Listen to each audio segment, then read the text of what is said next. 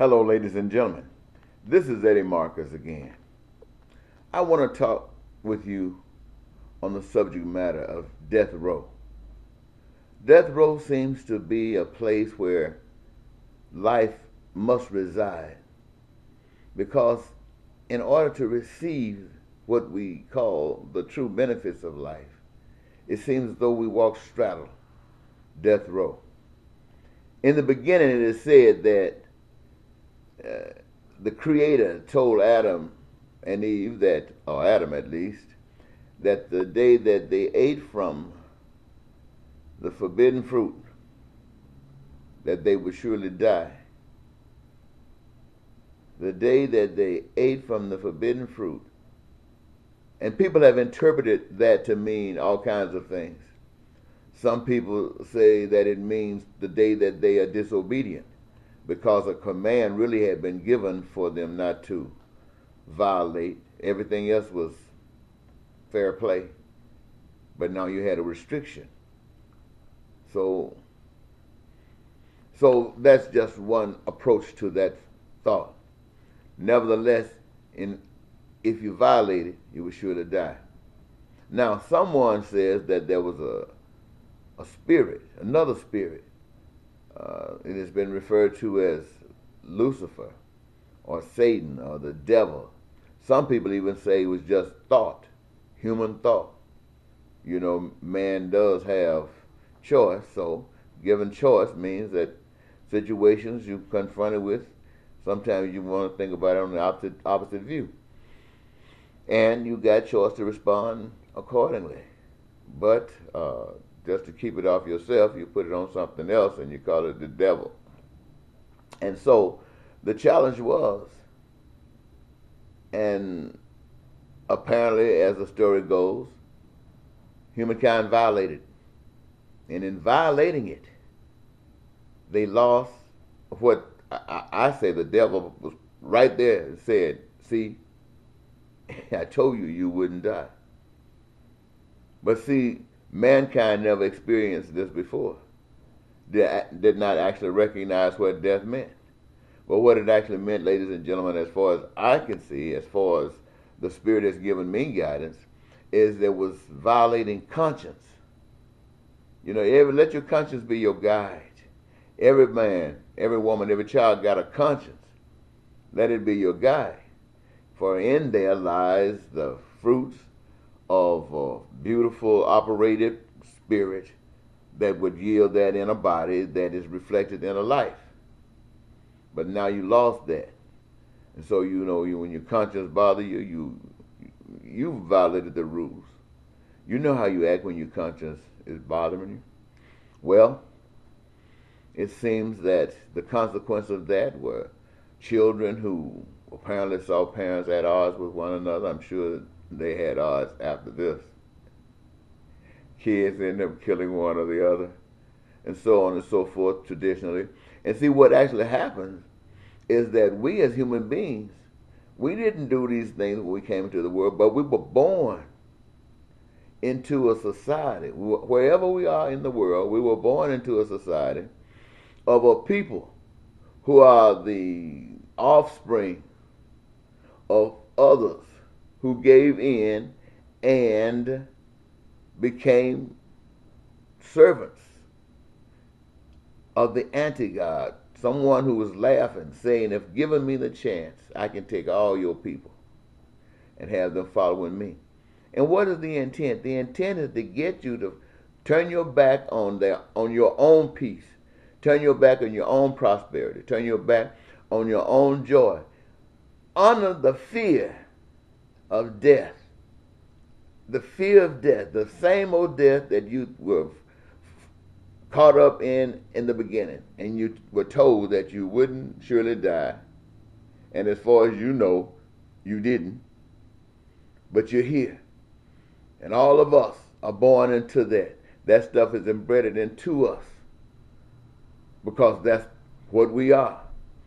And then the Creator sends someone along like Jesus or you or me and say, live according to my basic principles. And what is the message? The message is that this life is not really for you. You are being used as a tool. Now, if you could have been forced into this situation, you would have been in here a lot longer. But it is not that way. You must willingly give up yourselves. You must willingly accept this anti-way of life. You must willingly embrace it for it to be real. And at that point in time, human race would have given over to someone that is in violation of the creation itself. And what will actually happen is then that you will be used as a tool of a God that ain't loving. And you got some idea what that's like. So Jesus living says this world isn't real, especially when you don't have the peace and prosperity and joy as a human race. And before I could take a part in it, this would actually have to be the fruit thereof. And anybody who wants to be free like I'm free would have to do like me. Get on the wild side. Violate the rules. Tell the people the truth. Tell the people they've been deceived. Tell the people that there is a God, a real God that loves them. Tell the people that there's a God who prepared this world for them, that they might be able to utilize the God-given respect for one another, representative of the respect they have for God, and that they would utilize the gifts and talents and ambitions that they have in indulging themselves in extracting from this great, fantastic body, Mother Earth, that has been provided for us, and that we would create the goods and services that we as a people determine are necessary to give us peace, to make us feel like we are children of the Most High, that would allow us to, fly away from here like we did from the Stone Ages, and that we would be creators with the Father, and that the love of life would shine through every direction, through the brightness of light. Well, I'm trying to tell you, that's what Jesus is saying. But in order to do that, you got to step over here on death row. You got to tell the world, no, too much crime, too much violence, too much poverty, too much suffering. That stuff can't be of God. And I don't care if I am a Democrat. I don't care if I am a Republican. That is not good enough anymore. I'm bigger than that. I have a new vision about life, that there is a God and God is real. I believe that Jesus Christ actually came here and did the things that he did. And if Jesus Christ did not come, if that's a made-up story, I'll tell you this. I agree with the message. I know for a fact that the message is true. And I choose to walk this way. And I'm not mad at you if you don't. But I would advise you that when you doubt, then that's good. Because if you look around, you will see that Satan is not playing. I mean, if you got something to compare it with this, that everything that exists belongs to a power that has nothing to do with man's ability. Tell them that everything, whether it's above the earth, seen and unseen, on the earth, seen and unseen, in the earth, seen and unseen, it is all provided for by the Creator of even the people, who come into the world bringing nothing, and when their time is spent, leave the world taking nothing.